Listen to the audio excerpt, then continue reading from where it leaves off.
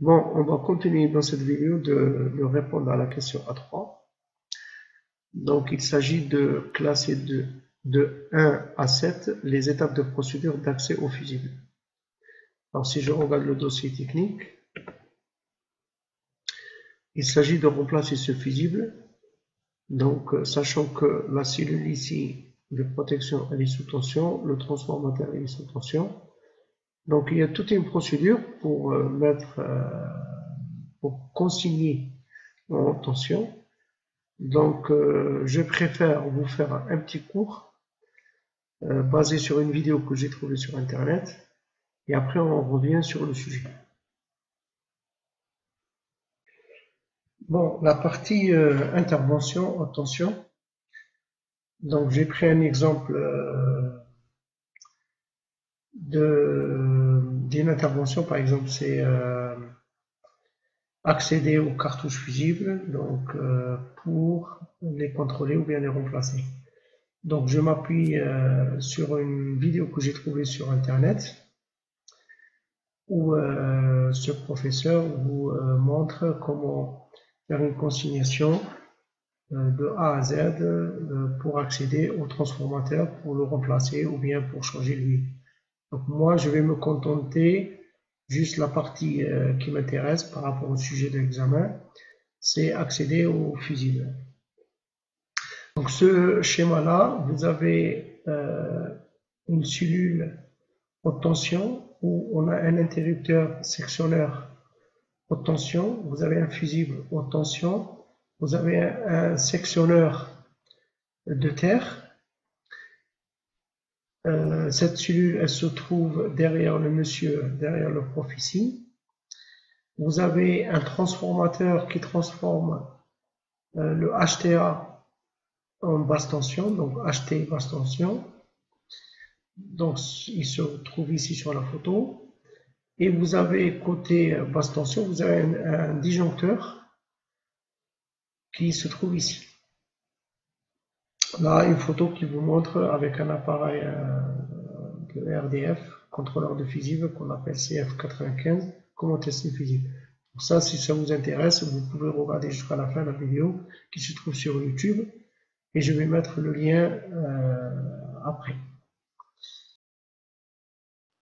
Cette vidéo va permettre de voir les différentes étapes de la consignation d'un transformateur HTBT selon la NFC 18510.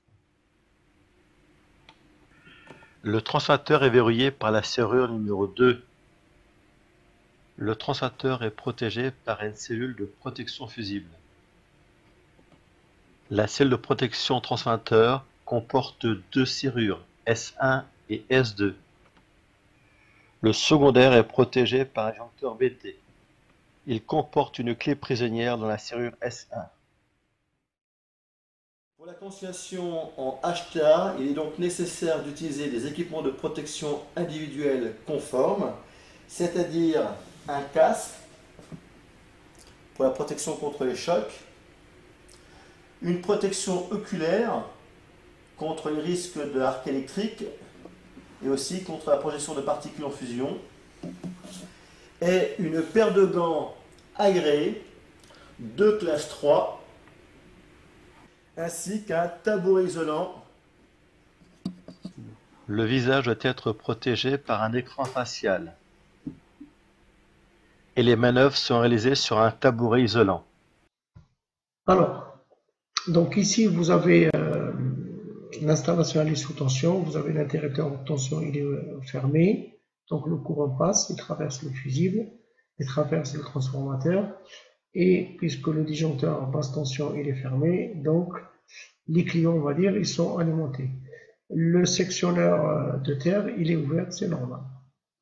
Donc ici, vous avez un verrouillage mécanique, ça veut dire ou bien je ferme l'interrupteur sectionneur en tension et j'ouvre le sectionneur de terre, ou bien l'inverse. Alors, pour cette opération-là, donc en gros, pour mettre hors tension le fusible ou bien le transformateur, il faut ouvrir le sectionneur, après récupérer la clé, etc. Après ouvrir côté haute tension et après mise à la terre. Voilà les trois grosses étapes pour cette manœuvre-là.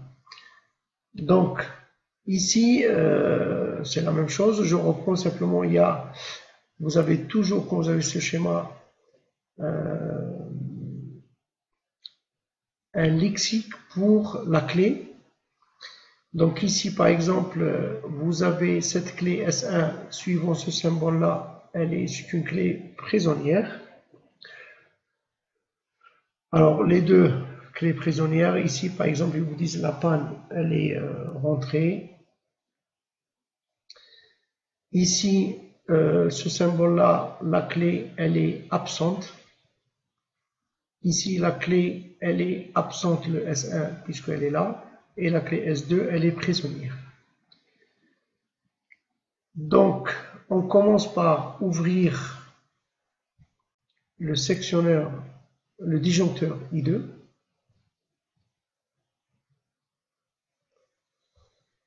On va l'ouvrir. La clé S1, elle devient libre. D'accord? Ce symbole-là. Et donc, on va la récupérer. Et on va condamner aussi le disjoncteur basse tension. Séparation et condamnation BT.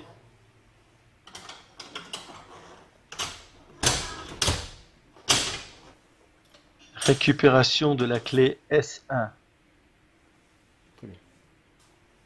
Condamnation physique et administrative du disjoncteur BT.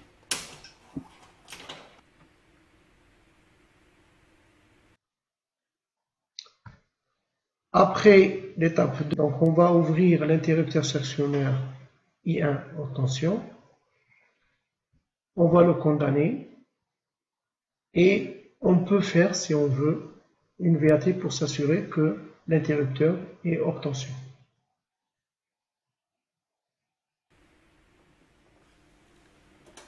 Séparation achetée en manœuvrant l'interrupteur sectionneur.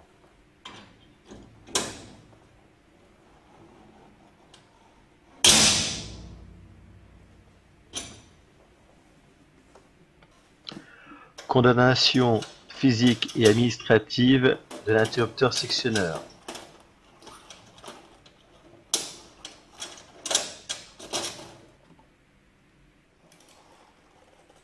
Test du vérificateur d'absence de tension.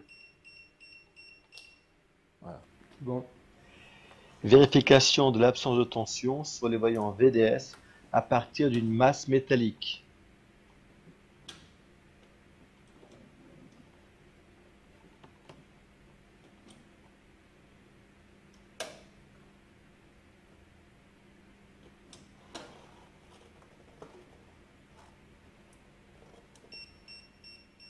Après, on a récupéré la clé S1, donc on va la transférer ici.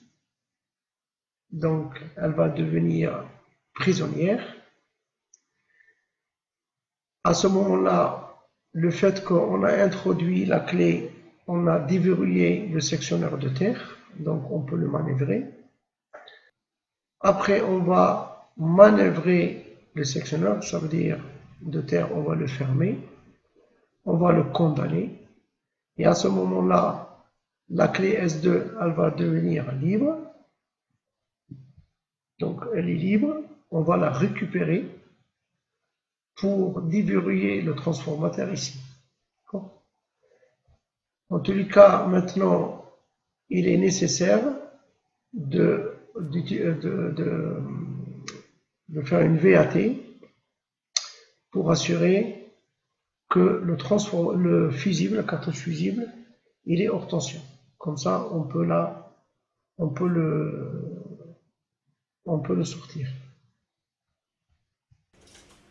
Introduction de la clé de coordination S1 sur le sectionneur de terre. Fermeture du sectionneur de terre.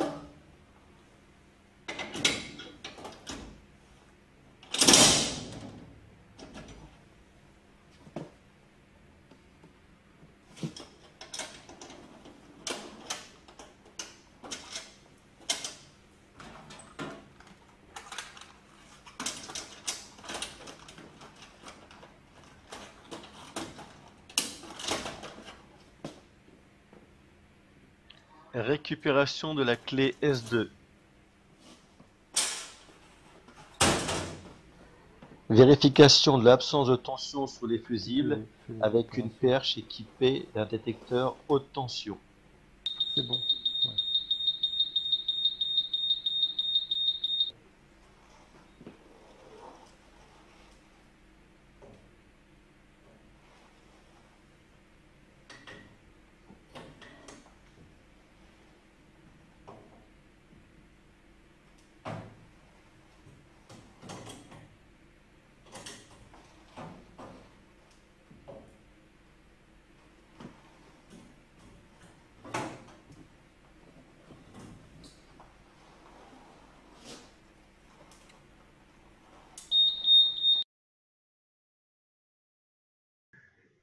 Donc, j'espère que vous avez bien compris la consignation haute tension.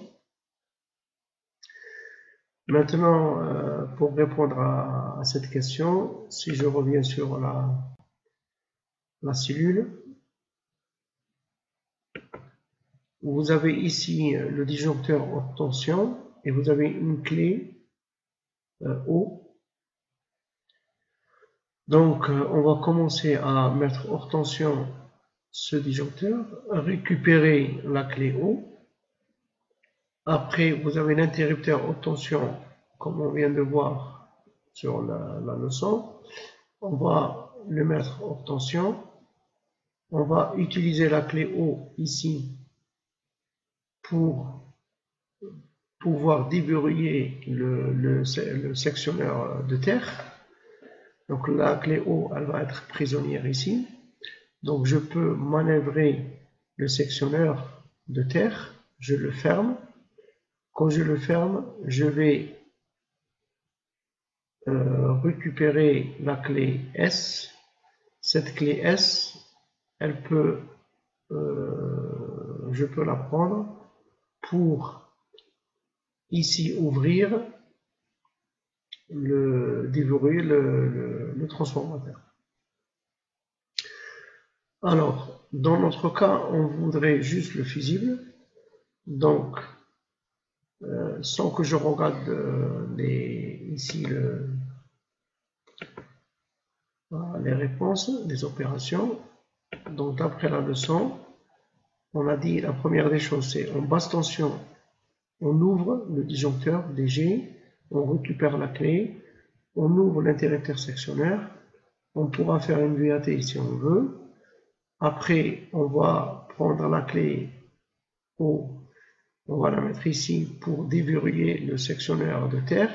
On va manœuvrer le sectionneur de terre, ST3. Après, on va ouvrir le capot pour accéder au fusible. On va faire une VAT au niveau fusible. Si tout est bon, donc je peux retirer le fusible. Alors, je reviens sur le sujet. Donc, si je regarde bien, ouvrir, débrocher, verrouiller le disjoncteur DG. Donc, ça, c'est la première étape. Ouvrir l'interrupteur et vérification visuelle de l'absence de tension. Alors, visière, parce qu'il y avait les voyants, mais on a le droit de le faire, comme on a vu. Après, on va prendre la clé pour ouvrir le sectionneur de terre. Donc, à mon avis, il a 3. On va déverrouiller et fermer le sectionneur ST3. Donc, ça, c'est 4. Maintenant, on va enlever le capot ou bien le panneau qui protège. Donc, ça c'est le 5. Et avant de retirer, on va faire une VAT. Donc, 6. Et après, on va retirer le fil. Donc, après 7. Voilà. Donc, on va regarder le QG.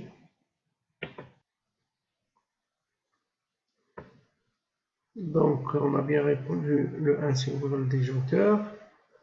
Ils mettent que, ouais, bon, au même niveau, mais moi je préfère, d'après ce on vient de voir, le 2, c'est ouvrir l'interrupteur, faire une vérification visuelle. On met le 3, le 4, donc on déverrouille, et le 5, enlever le panneau, le 6 vers la réalité et 6. Voilà, donc j'espère que vous avez compris.